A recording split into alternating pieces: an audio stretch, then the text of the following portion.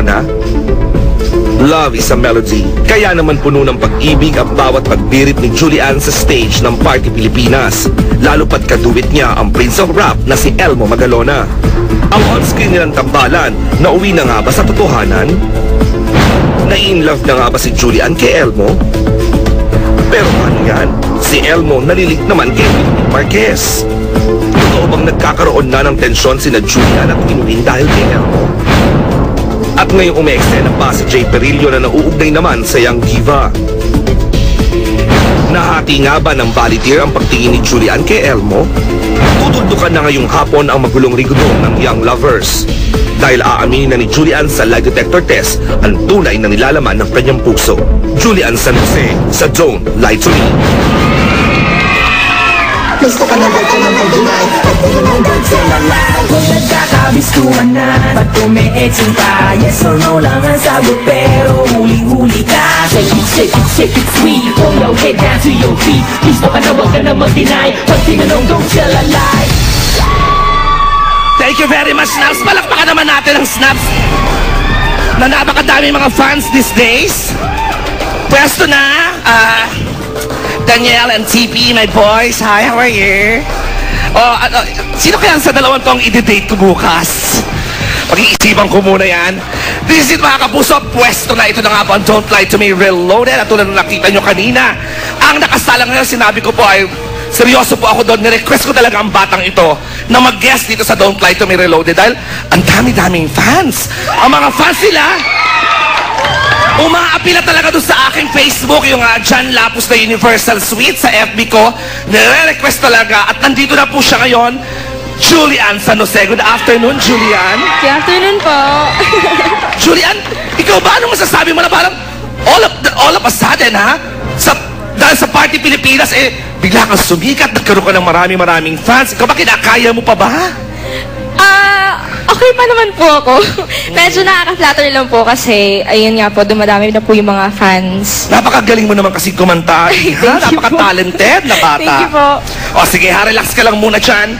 Dahil ayan, nandito ngayon, makakasama natin ngayon si Loy at si Mark from Red Cross, Quezon City Chapter. Kung sakasakali ako'y maaksidente, ayan na. Yan, pwesto lang kayo dyan, boys. So kayo mag-ala ko, close up kayo ni Direk mamaya. Yan, kayo nang bahala. Actually, kanina napansin nyo, muntik na ako matumba, no? Yung Snaps parang bigat na bigat sa akin. Ito mga to, nakakainis. At syempre, nandyan na rin ang nagpabangs pa na si Chief Inspector Corpus. Siya talaga ang nagpunta ngayon dahil fan dito ni Julian. Good afternoon, Chief Inspector.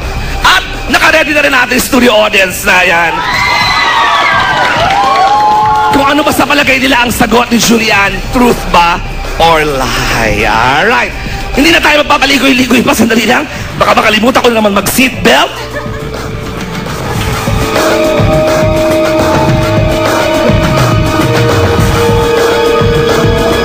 Nakatakot, ayaw. Yun. Okay, good luck sa akin. At kung kain ako ngayon, huwag sana ako masok ka. Eto na, Julian. Ready ka na ba, darling?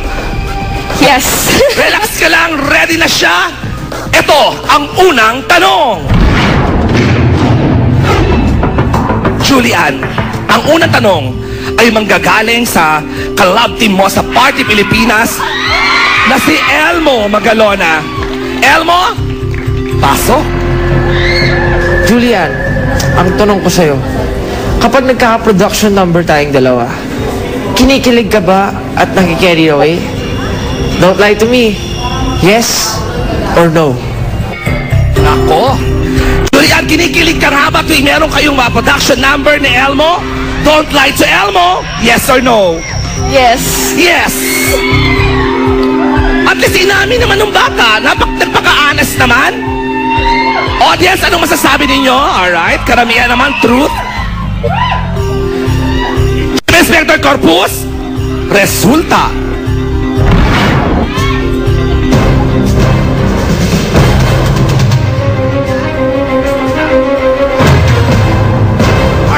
It's a truth.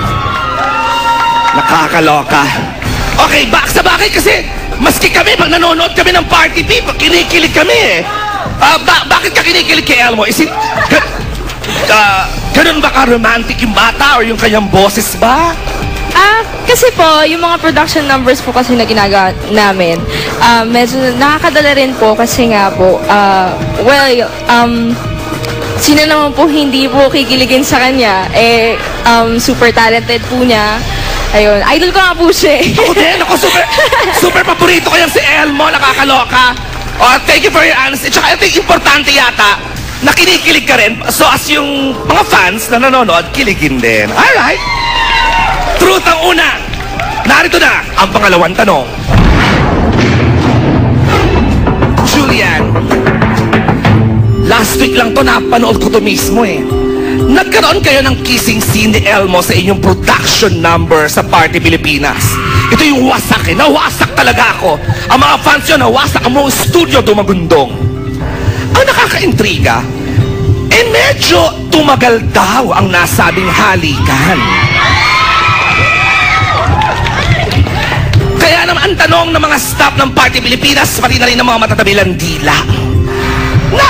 Na-carried away ka nga ba sa kissing scene ni Elmo sa Party P last week? Nako, don't lie to me, Julian. Yes or no? No. No, hindi naman daw siya. Baka naman talagang matagal. Tingnan natin anong masasabi ng ating studio audience. Naku, mas madaming nagsasabing lie. Hindi. Siyempre ang lie detector test ang husga. Chief Inspector Corpus, resulta.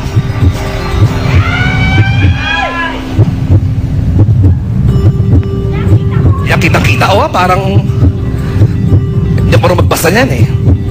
Ano na lang resulta, Chief Inspector? Aray ko! Nagkakabistuhan na pag umiitsing ka. Yes or no lang ang sagot, pero huli-huli ka. Shake it sweet. Pull your head down to your feet. Please step na wag ka na mag-deny. Pag tinanong, don't tell a lie. Wag nang magmaang-maangan pa. Umiitsing ka. Dahil nakalay detector ka. Huling-huli ka. Are you okay? Alam mo, kayong dalawa masama ugali nyo. Bakit? Parang every week mabilis ang ikot. Ano nilalagay nyo sa ilalim? Sadali Julian, huwag ka sa akin umapila ka. Kaya Barangay Tanod, ang pangalan nito, Manggudo ng Barangay San Sebastian. Kasi layang resulta. Julian, sa kanya mo sabihin, bakit layang resulta? Baka naman na-carried away ka talaga. Papila ka sa kanya. Go, Julian. Bakit po ganun? Hindi, kasi po, yung kiss po na yun is daya lang po. Daya lang po. Daya? Ano ka ba? Daya kitang-kita namin? Naglapat ang mga labi ninyo? Hindi po.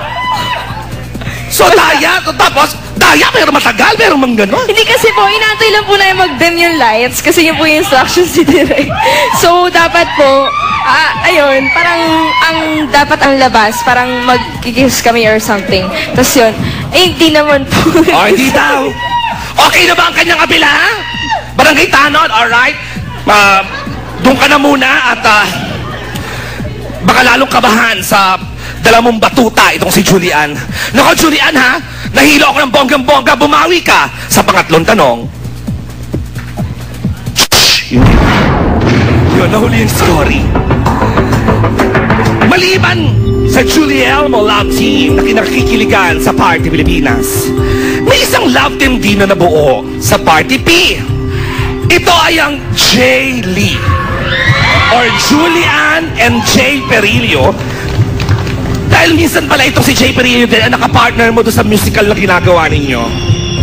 Ang gusto naming malaman, at ganoon na rin ng mga matatabilang dila habang nagmamamanicure pedicure kulot sa beauty parlor, naman sa call center habang nag-coffee break, pati na rin ng mga estudyante, lalo na mga 4th year high school at grade 6, habang nagpa-practice ng graduation march, pati na rin ng mga nagtitinda ng bulaklak sa dangwa, nagchichismisan sila habang naggugupit-gupit doon. Naramdaman mo ba, Julian, na nagselos si Elmo nang i-partner ka kay Jay Perillo? Parang makaramdam mo lang naman. Julian, don't lie to me. Yes or no? No. No, hindi naman daw. Hindi niya naramdaman, wala siyang napansin. Ang masasabi ng audience, alright, karamihan lie, pero may nagsasabi rin naman na truth. Chief Inspector Corpus, resulta.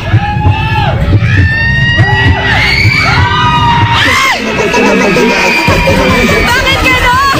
Kabistuhan na, umiiting ka. Yes or no lang ang sagot, pero nahihuli ka. Shake it, shake it, shake it sweet. Pull your head down to your feet. Gusto ka na wag ka na mag-deny. Pag tinanong, don't tell a lie. Wag na magmaan-maan pa. Umiiting Oh my ka. God. Dahil nasa lie detector ka, huli-huli ka. Tinutulak mo ako? Bakit gano'n? Alam mo ko sa'yo, Julian, hindi na kita favorite. Umapila ka sa barangay. Barangay Tanod. Bakit gano'n? Ano ba talaga naramdaman mo?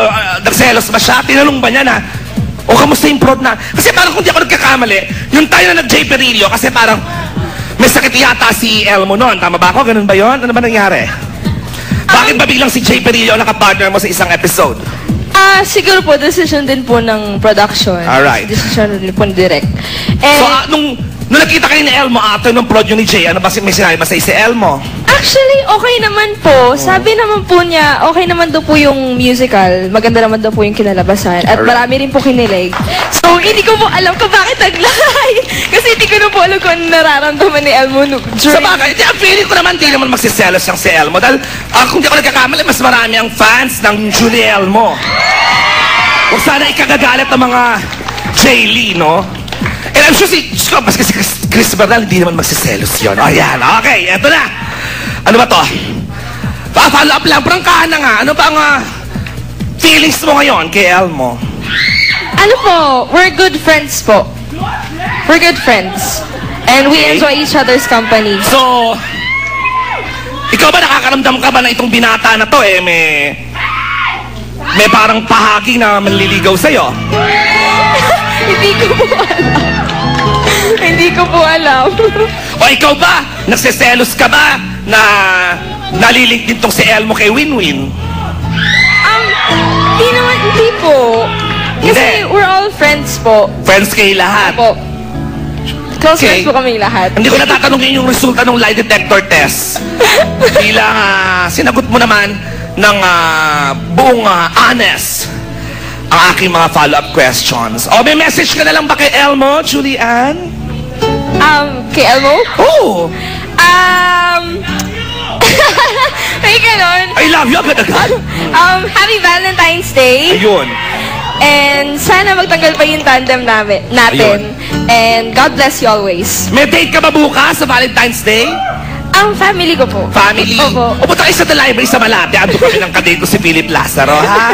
Para masaya. Sa mga fans nyo, lalo na ng Julie Elmo Fans Club, go! Sa lahat po ng dami-dami. mga Julie Elmos, nagpapasalamat po ako. In behalf of Elmo, nagpapasalamat po ako sa walang sawang suporta niyo po. Kung hindi po dahil sa inyo, di po magtatagal yung tandem namin. So, Julie Elmos, rock Sa and Party roll! Pilipinas, every Sunday po yan. Well, good luck sa iyong career, ha? Yes Gusto po. ko itong batang ito. Okay, for your lie detector needs, tawag sa Truth Modifier, ha? 634-7571 or 634-7573. Hanapin lang si Miss Cherry Dumlao Nulod.